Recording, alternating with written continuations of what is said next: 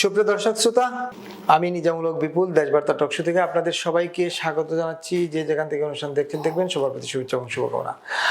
আজকে আমরা অতিরিক্ত একটা শো করতেছি। নিশ্চয়ই জানেন যে আপনারা যে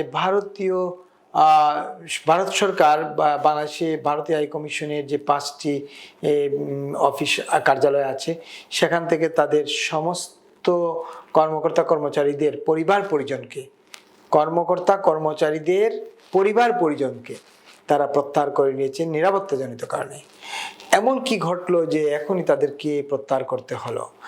সামনে নির্বাচনকে ঘিরে নানা জল্পনা কল্পনা আছে। তাহলে কি এটি একটি বড় কারণ, নাকি অন্য কিছু আছে এর পেছনে? দীর্ঘদিন ধরে, গত 18 মাস ধরে বাংলাদেশের সম্পর্ক, কূটনৈতিক সম্পর্ক তলানিতে। যদিও বাণিজ্যিক সম্পর্ক এখনো আছে, কিন্তু কূটনৈতিক সম্পর্ক একেবারেই তলানিতে। ভারতের বাংলাদেশ সীমান্ত জুড়ে বিভিন্ন পয়েন্টে ভারত গ্যারিসন করেছে, বিভিন্ন ক্যান্টনমেন্ট করেছে এবং নানা রকম প্রস্তুতির কথা শোনা যায়। সব মিলিয়ে এক ধরনের টানটান উত্তেজনা ভারতের মধ্যে আছে। কিন্তু কূটনৈতিক সম্পর্কটা এতটাই তলানিতে যে তার বহিঃপ্রকাশ কি ঘটল গতকালকে, এ নিয়ে আমরা কথা বলবো। আর আজকে আমাদের অতিথি, আপনাদের অতি পরিচিত, আমাদের নিয়মিত আলোচক কুদরতি গোদা, মিডিয়া ব্যক্তিত্ব এবং রাজনৈতিক বিশ্লেষক। গোদা ভাই, আপনাকে স্বাগতম। আপনাকেও আমাকে আমন্ত্রণ জানানোর জন্য আপনার প্রতি অভিবাদন জানাচ্ছি, আপনার শ্রদ্ধা। আপনি তো জানেন যে ভারতীয় হাই কমিশনের সকল কর্মকর্তা কর্মচারীদের যে পরিবার পরিজন আছেন, মানে তাদের কার্যক্রম আছে, কিন্তু পরিবার পরিজন যারা আছেন তাদেরকে গত রাতেই তড়িৎ বেগে প্রত্যাহার করে নিয়ে নেওয়া হয়েছে দিল্লিতে। একটা এই মুহূর্তের জন্য কালকে রাত থেকে এটা ভাইটাল একটা প্রশ্ন আর কি। আপনি জানেন যে হিন্দুজ এবং আনন্দবাজার পত্রিকা দুইটাই রিপোর্ট করেছে। তা আমি একটু ব্যাকগ্রাউন্ড আপনাকে বলি। সেটা হলো যে আমি ইস্কাটন যে ফ্ল্যাটে থাকি, এই ফ্ল্যাটে 5 জন ভারতীয় ছাত্র থাকে। তো ওরা আজ থেকে 5 দিন আগে চলে গিয়েছে। তো চলে যাওয়ার আগে আমি ওদের জিজ্ঞেস করলাম যে তোমরা চলে যাচ্ছ কেন? কয় না, আমাদেরকে বলছে যে আমরা যাতে বাড়ি ফিরে যাই, ইলেকশনের পরে আসি। ঠিক আছে, হ্যাঁ। একই ঘটনা হয়েছিল 2024 আগস্টে, যে ঘটনা আমাদের গণ আন্দোলন গণ অভ্যুত্থানের আগে ওরা চলে গিয়েছিল। তখন আমি ওদের জিজ্ঞেস করেছিলাম তোমরা চলে যাচ্ছ কেন? কয় বাংলাদেশে আরও পরিস্থিতি খারাপ হবে, এই জন্য আমাদের এমবিসি বলছে চলে যাও। ওরা অ্যারেঞ্জ করে ওদেরকে বিমানে পাঠিয়ে দিছে। তো ওই দুইটা রিলেভেন্স আর কি আপনাকে জানালাম। আমার ধারণা আর কি যে এমন কিছু হয়তো বা ইনফরমেশন ওদের ইন্টেলিজেন্স কাছে আছে যে বাংলাদেশে কোনো একটা ঘটনা ঘটতে পারে, তাদের ডিপ্লোম্যাটদের স্ত্রী পুত্র কন্যারা মানে নিরাপত্তার মধ্যে পড়তে পারে, এই জন্য ওরা উড্র করে নিয়েছে। ওরা কিন্তু অগ্রিম খবরটা আগে জেনে যায়, আমাদের চেয়ে আগে খবর জেনে যায়, বিভিন্ন খবর জেনে যায়। এটা আমি নিজে বিশ্বাস করতে চাই এবং বিশ্বাস করার বিভিন্ন কারণও আছে। তবে এটাতে আমাদের একটা ক্ষতি হয়েছে। ক্ষতিটা হলো কি, যদি কালকের ঘটনার পরে আজকে ফরেন অফিসে একটা মিটিং হয়েছে এই বিষয়ে, বাংলাদেশ মিশনও কি সিদ্ধান্ত নিবে দিল্লিতে। ঠিক আছে, এটারও একটা ব্যাপার হয়তো বা আপনি সন্ধ্যার মধ্যে কোনো খবর পেয়ে যাবেন আই থিঙ্ক। তো জেনেভা কনভেনশন অনুসারে আপনার ডিপ্লোম্যাটদের ফ্যামিলি, ছেলে মেয়ে কিংবা স্ত্রীদের নিরাপত্তার দায়িত্ব, ডিপ্লোম্যাটদের নিরাপত্তার দায়িত্ব হোস্ট কান্ট্রির, বাংলাদেশের। ঠিক আছে, এটা অনেক সময় আলোচনা করে মানে উইথড্র করতে হয় যে ঠিক আছে আমরা ইনসিকিউর ফিল করছি, আমরা চলে যাব, আপনাদেরকে জানালাম। এই বিষয়গুলোর ভিতরে ঘটেছে কিনা এই কয়েকদিনে, এটা কিন্তু আমি জানি না। নিয়মটা হলো যে আন্তর্জাতিক আইনে যে হোস্ট কান্ট্রিগুলো, যে কান্ট্রিতে আপনি দায়িত্ব পালন করবেন, সেই কান্ট্রি আপনাকে সার্বিক নিরাপত্তা দিবে। ঠিক আছে, তো সেই নিরাপত্তা দিতে গভর্নমেন্ট ফেল করেছে কিনা, না গভর্নমেন্টের সাথে তাদের কোনো আলোচনা হয়েছে কিনা, সেটা আমি ঠিক জানি না। তবে এই চলে যাওয়াটা আজকে 12টার মধ্যে সবাই গিয়েছে, কালকে রাত থেকে শুরু হয়েছে তাদের যাওয়াটা, আজকে 12টার মধ্যে যেতে মানে কনফার্ম করতে বলছে আর কি। মোটামুটি আজকের মধ্যে ওরা চলে গিয়েছে। তো চলে গেলে হয় কি, সাউথ এশিয়ান কান্ট্রি যে আমাদের যে প্রভাব, আমাদের যে মানে বাংলাদেশের যে সুনামটা, এটা অনেকটাই ক্ষুণ্ণ হচ্ছে আর কি। আমাদের মর্যাদার বিষয়টা, যে আমরা একটা ইনসিকিউর দেশে পরিণত হয়ে গিয়েছি। এই ইনফরমেশনটা হয়তো বা আরও অন্য জায়গায় চলে যাবে, ইউরোপ আমেরিকা সারা ওয়ার্ল্ডে ছড়াই পড়বে। এতে করে আমাদের আমাদের কূটনৈতিক এরিনাতে আমাদের সংখ্যা এবং মর্যাদার প্রশ্নটা একটা প্রশ্নবিদ্ধ হয়ে যাচ্ছে আর কি। আপনার কাছে কি মনে হচ্ছে না যে গত 18 মাসে বাংলাদেশ ভারত যে সম্পর্ক তলানিতে গিয়েছে এবং ইতিমধ্যে বিশ্বের বিভিন্ন দেশে বাংলাদেশকে অনেক ধরনের ব্যান না করলেও ব্যানের পরিস্থিতি তৈরি হয়েছে বিভিন্ন দেশে? আপনি আমেরিকান, আমরা আলোচনা করেছিলাম গত সপ্তাহে,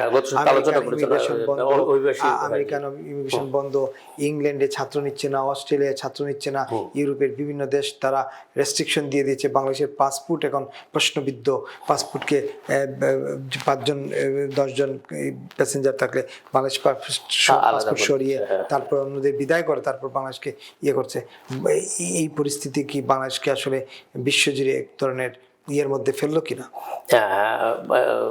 ধন্যবাদ বিপুল, যেটা চমৎকার প্রশ্ন করেছেন। এতে করে বাংলাদেশের ভাবমূর্তি তো ক্ষুণ্ণ হচ্ছেই, এবং আমরা অর্থনৈতিকভাবেও আমরা হয়তো বা একা হয়ে যাব। আপনি জানেন যে ইতিমধ্যে আমাদের যে ডোনার কান্ট্রিগুলো ওয়ার্ল্ড ব্যাংক এডিবি ছাড়া, ওয়ার্ল্ড ব্যাংক এডিবি পাইপলাইনে যে টাকা পয়সা আছে এটা আসতে থাকবে, কিন্তু অন্যান্য যে মানে আমাদের অর্থ যোগানদাতা যে বন্ধুরা তারা কিন্তু টাকা দেওয়াটা বন্ধ করে দিয়েছে। ডিউ টু তারা চাচ্ছে যে একটা মানে একটা পলিটিক্যাল এনভায়রনমেন্ট, পজিটিভ এনভায়রনমেন্ট হলে তারা আবার কাজ শুরু করবে, তারা আবার টাকা দিবে, আমাদের সাথে কাজ করবে। এখন আপনি যেটা বলছিলেন যে এইসব ঘটনার প্রেক্ষিতে আমরা ইনফ্যাক্ট একটা অন্য ধরনের একটা অদ্ভুত রাষ্ট্র হিসেবে আমাদের পরিচিত হচ্ছে। স্বাভাবিক না, কিন্তু আমাদের সিচুয়েশনটা স্বাভাবিক না। আমরা একটা অদ্ভুত ধরনের মানে একটা রাষ্ট্রীয় কাঠামোর বাইরে আচরণ করার কারণে আমরা বাইরে আমাদের ভাবমূর্তিরা চরমভাবে মানে খুব ডেভিয়েটেড অবনমনের দিকে যাচ্ছে আর কি, যেটা আমাদের স্বাধীনতা, সার্বভৌমত্ব এবং আমাদের আর্থসামাজিক রাজনৈতিক সংস্কৃতির যে আমাদের মূল শিকড়ে আঘাত হানতেছে। তো শিকড়ে আঘাত হানলে যেটা হবে, আপনি যেটা দেখবেন যে আমরা ছিটকে পড়ছি, বিশ্ব থেকে ছিটকে পড়ছি। আমাদের এই যে যুব সমাজ যারা, আপনি জানেন যে গতকালও কিন্তু 36 জন বাংলাদেশি আমেরিকা পাঠিয়ে দিয়েছে, ঠিক আছে। আর বিভিন্ন জায়গায় আমাদের যাওয়া রাস্তাটা, স্পেসটা সংকুচিত হয়ে যাচ্ছে।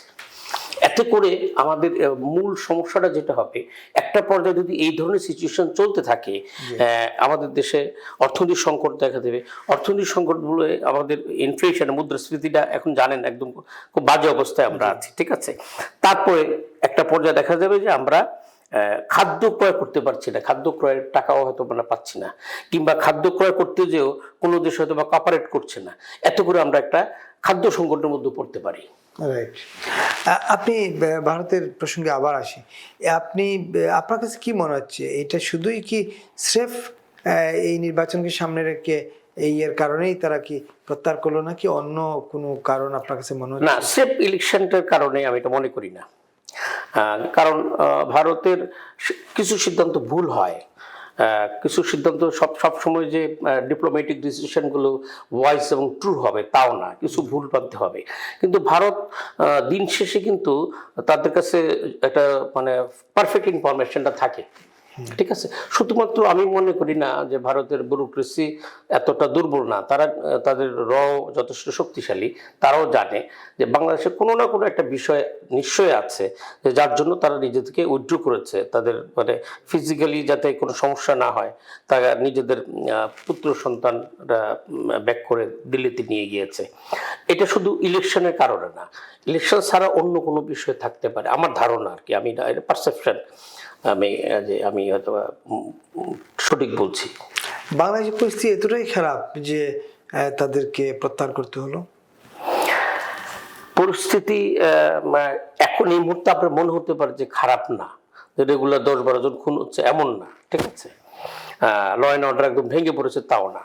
তবে আইনের শাসনের যে ব্যত্যয় আছে, আইনের শাসনের যে মানে আইনের শাসনের ঘাটতি আছে, এই বিষয়টা ওরা ভালো করে বুঝতে পেরেছে যে দেশে আইনের শাসনের ঘাটতি থাকে সেই দেশে স্বাভাবিক জীবনযাপনটা খুব টাফ।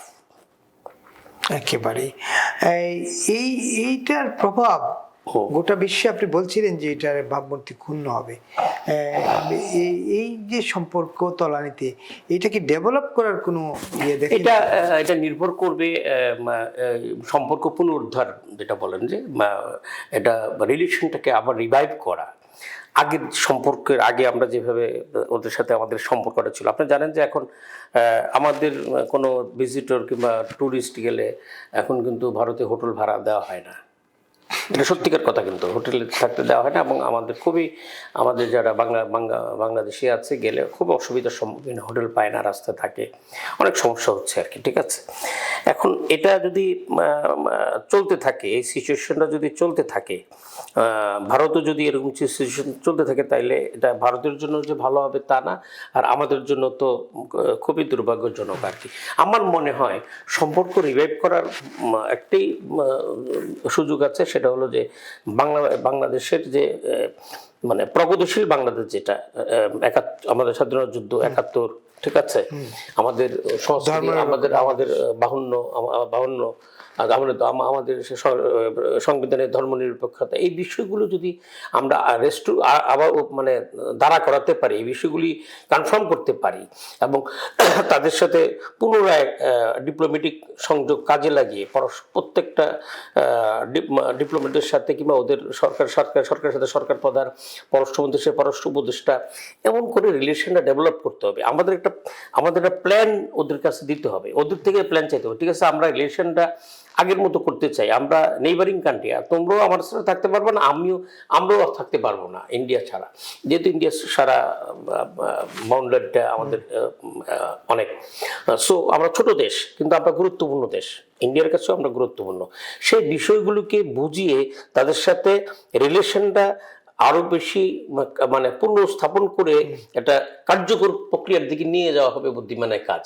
এবং রাজনৈতিক কথাবার্তা, যেমন আমাদের ওই যে ক্রিয়া উপদেষ্টা যেসব কথাবার্তা বলেন, এই কথাবার্তাগুলো মানে পলিটিক্যালি যায় না এবং ডিপ্লোম্যাটিক্যালি যায় না, যার কাজটা তাকে করতে দিন একেবারে।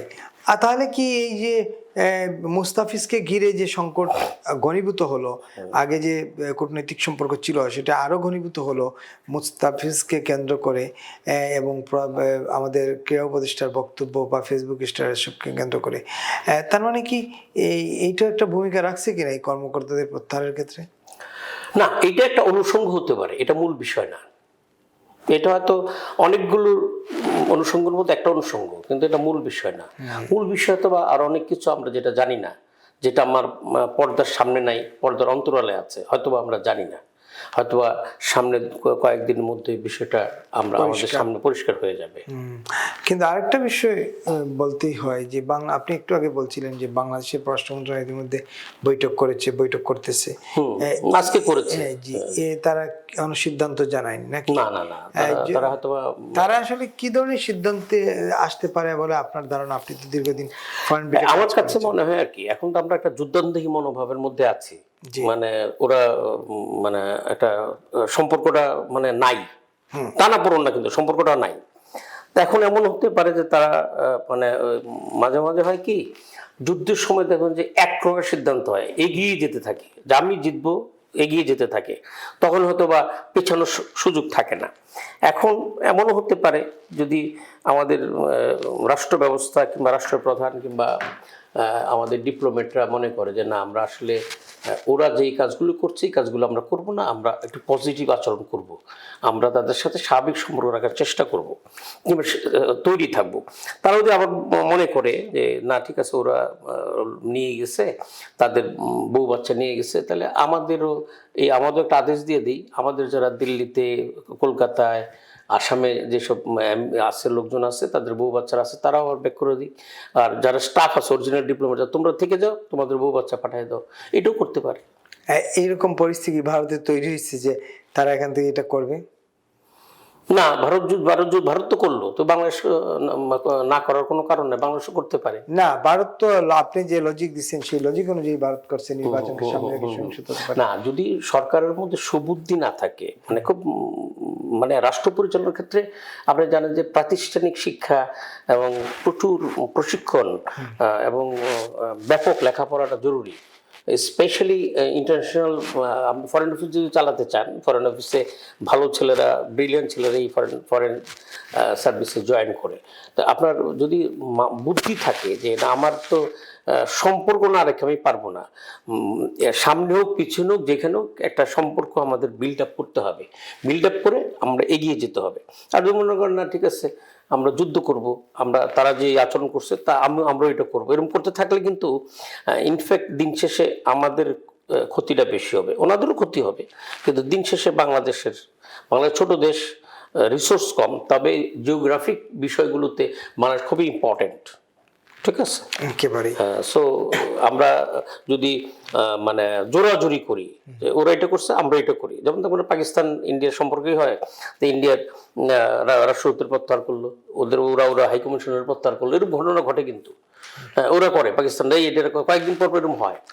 তো এটা বাংলাদেশও যদি এমন শুরু করে পাকিস্তানি স্টাইলে যে না ওরা এরকম করছে আমিও করলাম, তাহলে এটা ঠিক বর্তমান যে মানে এখনকার ডিপ্লোমেসিটা কিন্তু অন্য ধরনের ডিপ্লোমেসি। এটা হলো মানে কমিউনিকেশন ডিপ্লোমেসি, ঠিক আছে, আপনার সমঝোতার ডিপ্লোমেসি, মানে অর্থনৈতিক ডিপ্লোমেসি। এখন কিন্তু আগের মতো অ্যাগ্রেসিভ ডিপ্লোমেসি নাই, ঠিক আছে।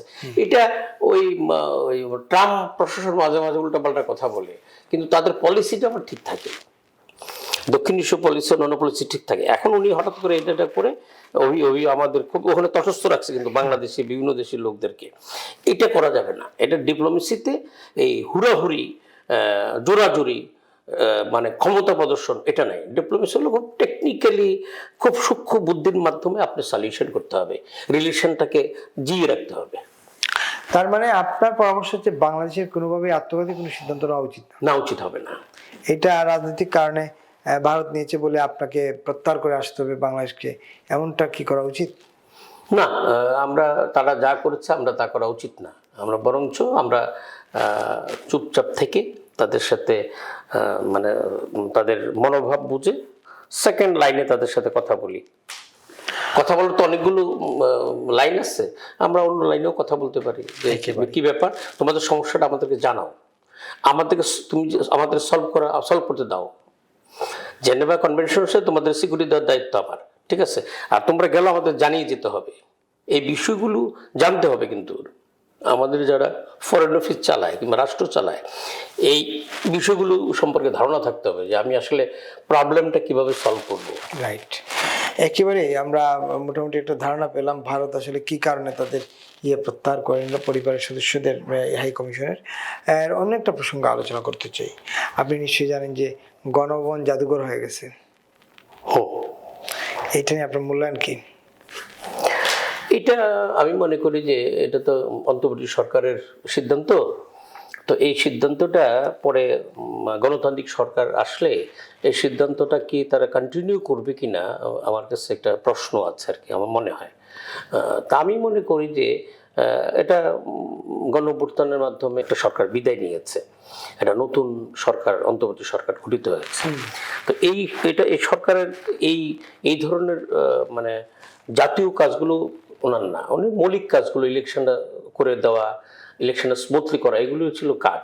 তো গণভবনকে এই জাদুঘর বানানো এগুলি মানে কাজ না। জাদুঘর বানানোর জন্য আরো অনেক জায়গা ছিল, জাদুঘর হতে হবে ওই অংশটা যেটা আমাদের 5ই আগস্ট, তো মানে এই বিষয়টাকে অস্বীকার করার কোনো জো নাই। কিন্তু আপনি গণভবনটা হলো একটা, আপনি জানেন যে একটা ঐতিহ্য, হেরিটেজ, কিন্তু হেরিটেজ গণভবনটা কিন্তু হেরিটেজ। তো ওটাকে আপনি চেঞ্জ করে এটা মানে বানিয়ে ফেললেন জাদুঘর। তো এটা আমি খুবই ওয়াইজ ডিসিশন বলে মনে করি না, কিন্তু জাদুঘরটা হওয়া জরুরি। কিন্তু এটা গণভবনটা প্রধানমন্ত্রীর ভবন রাখাই ভালো ছিল, এটা আমার ব্যক্তিগত মানে মানে ব্যক্তিগতভাবে মনে করি আর কি। একেবারেই। কিন্তু এই যে মনে করেন আপনার গণভবনকে একটা জাদুঘর বানিয়ে ফেলা হলো, এবং সেখানে কি আপনি প্রতিহিংসা দেখেন কিনা? আমাদের রাজনৈতিক সংস্কৃতি আপনার যেটা স্বাধীনতার পরবর্তী পর্যায় থেকে দেখে আসছিলেন 75, 90, তারপরে 85, 88 এরশাদ শাসন আমল, তারপরে এই বিষয়গুলোতে তারপরে 21শে আগস্ট, অন্যান্য বিষয়গুলোতে এই সব ক্ষেত্রেই আমাদের রাজনৈতিক সংস্কৃতিটা প্রতিহিংসার মধ্যে ঢুকে গেছে। এখান থেকে বের হওয়ার কোনো দেখছেন এর বিরুদ্ধে হলে স্যাক্রিফাইস করতে হবে না? এই যে গণভবন তৈরি হলো, সেখানে প্রতিহিংসার বারুদ কি আরো জ্বলজ্বল করলো না? হ্যাঁ, প্রতিনিধি জলজল করলো। যাদের মানে যেটা আপনি করলেন, আওয়ামী লীগ রাজনীতি করতে পারছে না, তাদের রাজনৈতিক কার্যক্রম নিষিদ্ধ, কিন্তু দল নিষিদ্ধ না কিন্তু, ঠিক আছে? কিন্তু তাদের একটা ভোটের পার্সেন্টেজ আছে, সেটা 38% এরকম কাছাকাছি হবে। তো ওই যে 38% জনগণের যে ইচ্ছা, মনোভাব, তাদেরকে কিন্তু আপনি অবহেলা করতে পারেন না, প্রশ্ন ঠিক আছে? তো তাদের মনোভাবের প্রতি শ্রদ্ধা জানালে আপনি জাতীয় ইস্যুগুলো ও সবাই কনসাস নিয়ে করা উচিত আর কি। যেমন গণভোটটা করা উচিত। তো গণভোটটা আমি মনে করি কি, গণভোটটা আরো আগে করা উচিত ছিল। আর গণভোটের দায়িত্বটা যে এই সরকারের, তাও ঠিক না কিন্তু। এটা ইলেক্টেড গভর্নমেন্ট কিন্তু গণভোট দিতে পারতো, যে সিদ্ধান্ত হতে পারতো যে ঠিক আছে, একটা ইলেকটেড গভর্নমেন্ট আসলে গণভোট দিয়ে এই বিষয়টি এইভাবে ফেসালা হবে। আগে আপনি একটা চুক্তি করে নিতেন, রাজনৈতিক দলগুলোর সাথে একটা চুক্তি হতে পারতো, যে সংস্কার কমিশন টমিশন যারা ছিল, ডক্টর আলী ডিয়াজ, তারা একটা যে ঠিক আছে আমরা গণভোট দেব, এই গণভোটটা জাতীয় ইলেকশনের পর হবে। আর যদি গণভোটে দিতে হতো, তার আরো 3 মাস আগে দিলে ভালো হতো। কিন্তু গণভোটে যে প্রচারণা চলছে, সরকার চালাচ্ছে, সরকারের কাজ হলো বিশ্বব্যাপী গণভোটকে সচেতন করে তোলা, যে আপনার ভোটটা আপনি ভোটটা আপনি দিবেন, আপনি যেখানে দেন নাতে দেন, কিন্তু আপনার ভোট আপনি দেন। কিন্তু এখানে তো ডাইরেক্ট সরকার বলতেছে গণভোটে হ্যাঁতে ভোট দিতে হবে, হাতে ভোট দিতে হবে, হ্যাঁ জয়যুক্ত হবে, হ্যাঁ জয়যুক্ত হলে বাংলাদেশ ঠিক যাবে, নতুন বাংলাদেশ হবে। এই নতুন বাংলাদেশটা কি আর হ্যাঁ জয়যুক্ত মানে নেপথ্যে, হ্যাঁ জয়যুক্ত করার জন্য নেপথ্যে যারা কাজ করতেছেন, তারা এখন নেপথ্যে যারা নেপথ্যে যারা কাজ করছিলেন, তারা, আমি সরাসরি বলতেছি, নেপথ্যে যারা কাজ করছিলেন তারা এখন প্রকাশ্যে এসেছেন। এর মধ্যে বিদেশি নাগরিকও আছে, বিদেশি নাগরিক আছে, বিদেশি নাগরিক আছে। এই তো বিদেশি নাগরিক কি বাংলাদেশের এই প্রচারণা চালাতে পারেন যে হাকে জয়যুক্ত করে? না, এটা পারেন না, এটা পারেন না। মানে আমাদের কনস্টিটিউশন এটা কভার করে না। তো সরকার কেন, সরকারের উপদেষ্টা সবাই কেন একদম উঠে পড়ে লাগছে যে হাকে জয়যুক্ত করতে? হ্যাঁ, তারা উপদেষ্টা লাগছে, উপদেষ্টার সাথে সরকারের সচিবরাও যাচ্ছে, না যে উপায় নেই, সব সেক্রেটারিরা যাচ্ছে, যে এই ইলেকশন প্রচারণা নেমে গেছে, হাবর দিন, ঠিক আছে? আমি মনে করি যে এটা আমাদের যে সংবিধানের যে মৌলিক চেতনাটা, মৌলিক যে বিষয়গুলো, এটার পরিপন্থী, ঠিক আছে? আপনি জনগণকে অ্যাওয়ার্ড করেন যে এই ভোট এইভাবে দিলে এটা এই হবে, এই হবে, এই হবে, এখানেই দিতে হবে, ভোট জয়যুক্ত করতে হবে, এটার কোনো মানে হয় না। এটা এক ধরনের রাজনৈতিক দূরভিসন্ধি কিনা? ডেফিনেটলি রাজনৈতিক দূরভিসন্ধি, নাহলে সরকার সরাসরি ইনভলভ হবে কেন? আর এই কাজটা কিন্তু সরকারের না, এই কাজটা ইলেকশন কমিশনের। রাইট, এই কাজটা কিন্তু ইলেকশন কমিশনের। একেবারেই। অসংখ্য ধন্যবাদ কুদরতি খোদা ভাই আপনাকে। বিপুল, আপনাকেও ধন্যবাদ, এবং যে দর্শক শ্রোতারা দেখছেন, আপনাদেরকেও এই অনুষ্ঠান দেখার জন্য আপনাদের প্রতি গভীর শ্রদ্ধা এবং ভালোবাসা রইল। জি, এতক্ষণ আপনারা যারা দেখছিলেন, দেখবেন, সবার প্রতি অনুরোধ, দেশবার্তা টকশোটি ফেসবুক পেজটি ফলো দিয়ে এবং ইউটিউব চ্যানেলটি সাবস্ক্রাইব করে আমাদের সঙ্গে থাকবেন। আমরা আসছি প্রতিদিন আপনাদের সামনে। সেই পর্যন্ত সবাইকে শুভ সন্ধ্যা।